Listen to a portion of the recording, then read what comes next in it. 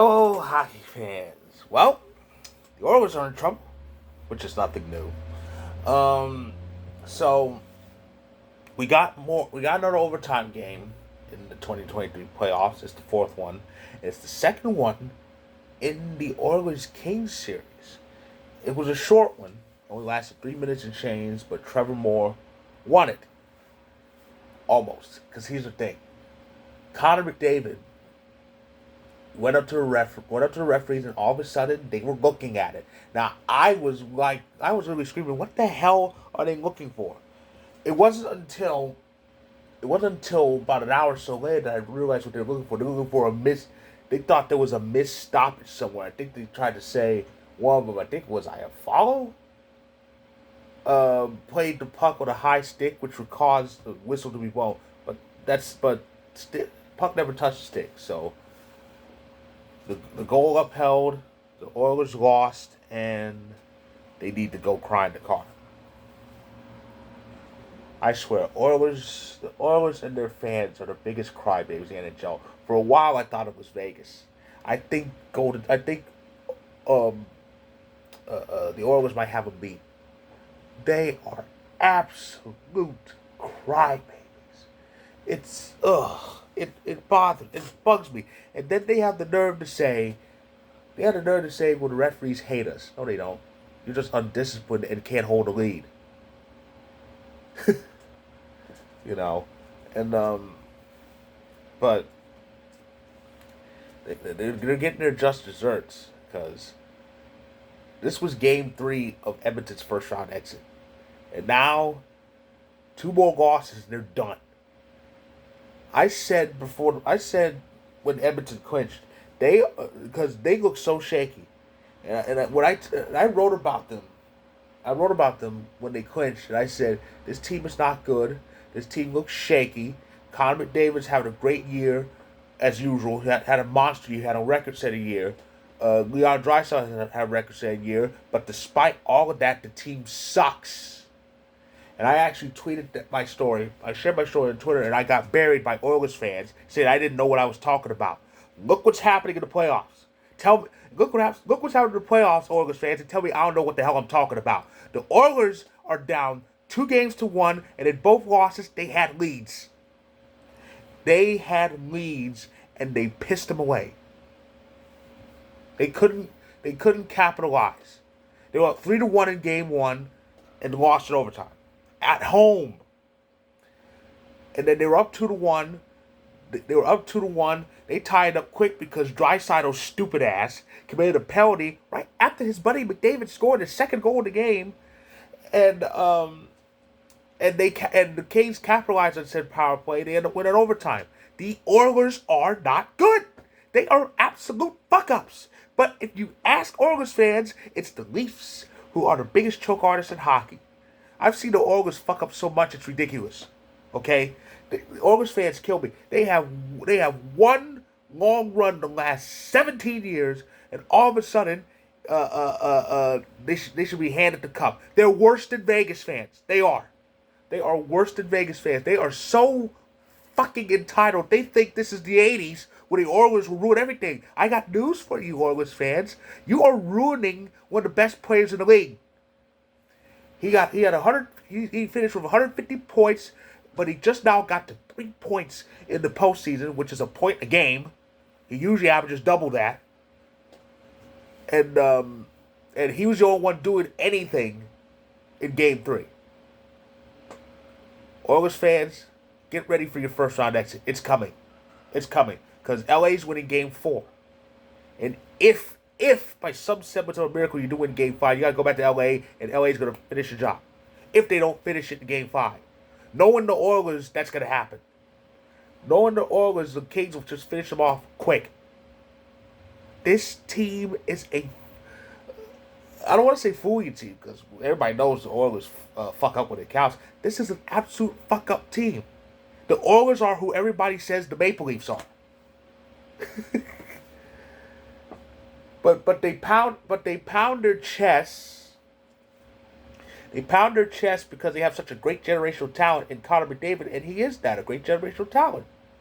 But the bottom line is this: He's got all those great awards. I think he ran away with the Ross. He got the Richard. He's got all the Hart trophies. Where's his cup? Where is it? Where is his cup? And some Orioles fan had the nerve. I mentioned this before. Some Orioles fan had the nerve to mock the Avalanche. McKinnon choked for years before he finally won one. We didn't. He didn't choke for those years, and he was producing during those years too.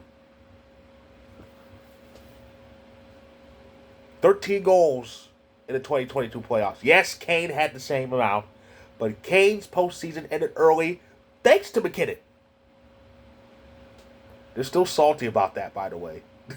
It's been it's been it's been almost a year, but Oilers fans are still salty about the fact that the Avalanche mollywhopped them, despite the refs trying to do everything in their power to hand the Campbell Bowl to Edmonton, and they still didn't win a game.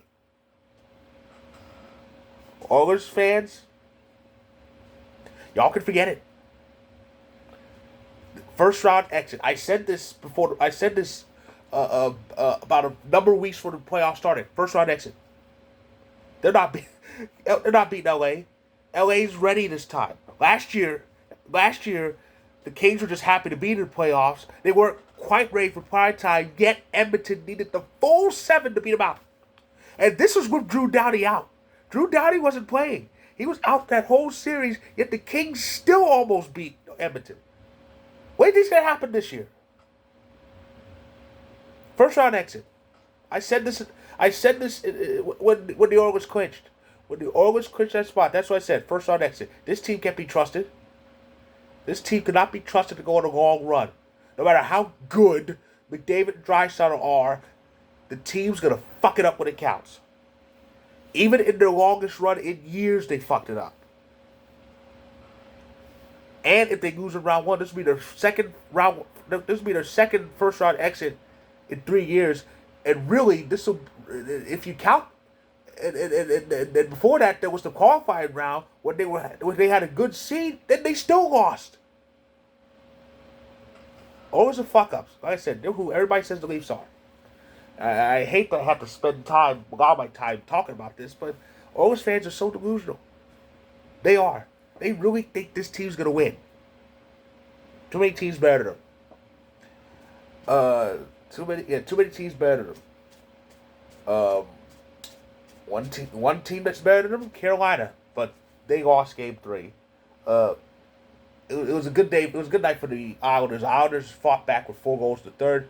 It was the first game at that new place, and first playoff game at that new place, and they just tore it up. So the Islanders are in the series. It's 2-1 there. Boston beat the Panthers. I think we're going to see the beginning of the full dismantling because I think when 4-1 Game 2, I think a lot of people who can't stand the Bruins are like, this is it. They're going to fuck it up now. Florida's too weak. They are too weak. As Clarence Carter famously say, they're too weak to fight. They are. That team is a shell. It's Matthew Tkachuk, and then there's everybody else. And even Alex Lyon fell apart. So yeah, they can forget it. That series is over. Boston's going to win Game 4, and then go back to Beantown and kill them there. Oh man, but yeah, and of course the other series, Minnesota and Dallas. Minnesota's up 2-1. My goodness. And that game had fans laughing at the decision to start Fleury in Game 2. I really feel for Fleury. I'm a big fan of Marc-Andre Fleury.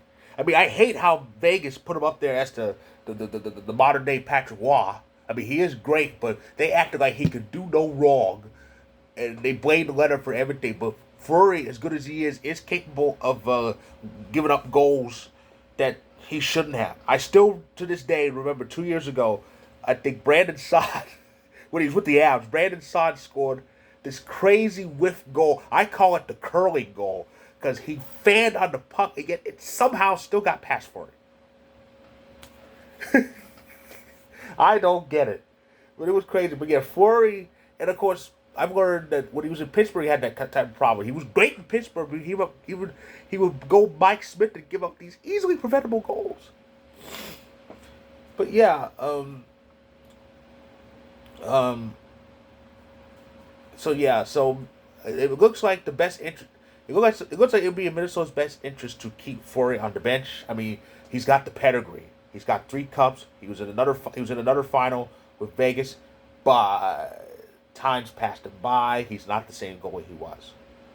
I think they learned that the hard way with game 2, and I don't think we're going to see Forey for the rest of the series. I'll be surprised if I do.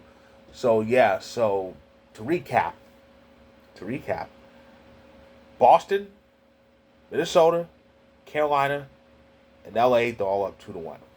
And the rest of the game fours, it was officially Saturday here, but the rest of the game fours will be later on today. I think the action starts kind of early. I think, of course, everybody who played Tuesday and Thursday plays tonight. Plays later tonight, but I should say later today because I said the action's early. It actually starts in over 12 hours with the with the Vegas Winnipeg series. That's 1-1. Vegas got their game 2 win, so they're kind of back in it. I'm still hopeful that Winnipeg pulls it out. Games 3 and 4 will tell the story. I honestly think if it's so much as a split in Winnipeg, if it's 2-2, the Jets have a shot. If Winnipeg wins them both, they really have a shot. But if Winnipeg takes one of those two, they have a shot at knocking Vegas off. They really do. So that's early. That's early at 4 Eastern, 1 p.m. Pacific. So again, just about barely over 12 hours from now. And it's game 4 between Maple Leafs and Lightning. That's in Tampa, and that's 1-1. And then it's Devils Rangers game 3. That game is on ABC. The other 3 games on TBS, but that game's on ABC. And the Rangers are 2 games to none. With the series heading to MSG. Ooh, baby. And then the action ends with game 3 between the Avs and Kraken. We got that game 2 win. We needed that. And that was shaky, but we got out of it. We needed that win. Now the scene shifts to Seattle, where the Avs have a little semblance of success in the brief time the Krakens existed. That's at 10 Eastern, 7 Pacific. So yeah. So it's those game 3s, and then the game 4s are Sunday and Monday.